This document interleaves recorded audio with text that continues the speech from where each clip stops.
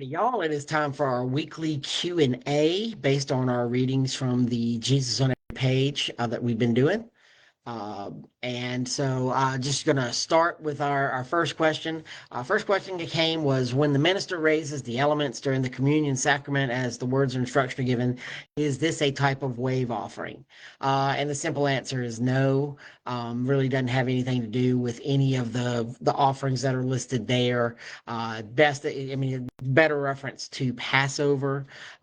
So it's really not associated with any of the offerings listed in the book of Leviticus. So, no, just simple answer. Second question is why in Numbers 12 was Miriam punished when she and Aaron went and confronted Moses about his wife? Why was Miriam punished with leprosy and Aaron was not? We're not told exactly. Best guess that we have is that because of Aaron's position as a high priest, it might have played a role by him not receiving that same punishment because striking the high priest with leprosy would have been a major desecration of the priestly office. Um, there's some who think that Miriam was the instigator and Aaron was just kind of going along, but we're not really sure as to why. No good answer, and sometimes the best answer we have is I don't know. That's certainly the case here. Then we had a question about in Numbers 13, why did Moses rename Joshua and not others? Why renaming them all? So that's one question, and basically, we're not told exactly why Moses renames them. We do know that Joshua's first name that we're told about, Hoshea, means salvation, while Joshua, or as we understand it, is that means the Lord is salvation. That's the name. That's the meaning for that. Old name was good. Talk about salvation, but Moses changing it to Jehovah or God is salvation makes it a little more personal. Like makes it a little more thorough, I guess you could say.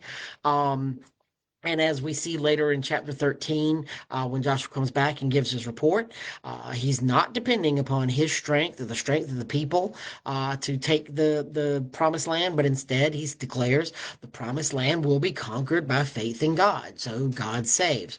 So again, we see that's a good possibility of why Joshua's name was changed. The question was, who were the Nephilim giants there in Numbers 13? What do we know about them?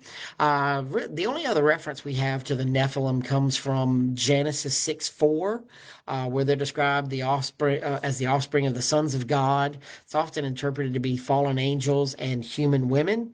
Um, Again, it's one of those strange passages in the Bible that we don't have a ton of information on, just some speculation, so I can't say anything for certain.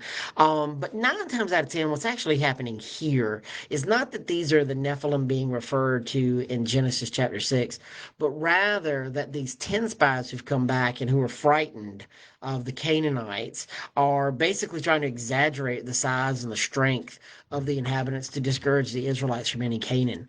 That's my best guess on that one. That it's not really the Nephilim or whatever else. There is this reference to the sons of Anak or the Anakim. That's another passage in Scripture that talks about these people being giants. So again, I think it's more exaggeration that these spies have come back and they're just trying to whip up fervor to not go into the promised land because they're scared. And of course, Joshua and Caleb are like, "You fools!" And so that's the best answer I can give you on that. Then we had a question on can you clarify the connection and meaning of Numbers 17, 12 through 13 with the previous verses in chapter 17? This is in reference to the people of Israel in verses 17, 12 through 13. They say, "Behold, we perish, we are undone, we are all undone. Everyone who comes near to the tabernacle of the Lord shall die. Are we all to perish?" This is in response to God had kind of one of these tests, kind of like what he did in Egypt with the staff, and then with all this other stuff that Moses was to do to show signs to Pharaoh. And basically, this is when Aaron's staff buds and it flowers and it actually produces almonds overnight. I mean, it's a staff, it's a wooden stick. Who knows how long it's been since it's been attached to a tree? This shouldn't happen. This doesn't happen unless it's by a supernatural working of God.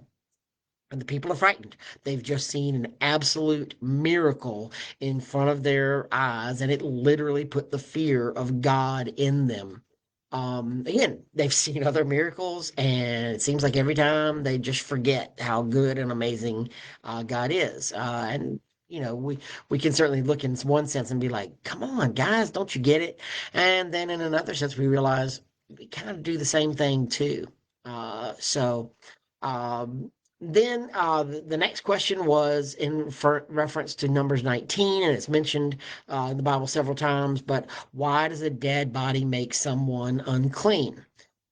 Um, Again, we're not told exactly why it makes you unclean, but uncleanness here is doubtlessly connected to the idea that death was a result of sin, and so therefore contact with death required a period of separation and purification to restore the individual to a state of ritual cleanness, so that they could again fully participate in community and worship. I will say that there's also uh, um, you know, we have a completely different idea and about death, and because mostly it's done in many ways. We've so sterilized both, from especially a medical perspective, uh, the concept of death and what happens at the end and everything else.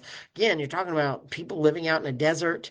It's not going to take long for decay and bloat and everything else to kind of take with dead bodies, and so and who knows, there's always disease, and we know, especially from historical records of like the Black Plague, that even dead bodies could pass on all the germs and everything else. And so there's some practical applications from it, from being unclean, that you need to be separated from everybody to make sure that you're not contagious yourself. But there's also the bigger spiritual connotation of you've touched death, and death is a result of sin. And so therefore those things there. Then there was a question about, is it possible to map out a path of all the ways that the Israelites traveled in their wanderings? I'm actually going to attack some. I can't really show it here, but in the comment section below, I'll attach the um, some map links that will give you a better idea of what we're talking about in those journeys. And then finally, the last question that we have is, why did the Israelites go around Edom? Why when they asked to go through and Edom said no, why didn't they just fight Edom like the Israelites fought the other nations that we read about in our reading this week? The biggest reason is Edom, at least at this point, shows a great show of force. Basically, they didn't just say, no, you can't come. They also came out with all their fighting men and just said, come, we dare you to cross this line, basically. And the Israelites said, nope, we're not ready for this. We're going to move on. And the other reason is, and again, you got to go all the way back into Genesis. The Edomites are quite literally the Israelites' cousin. I mean, if you go all the way back, we trace the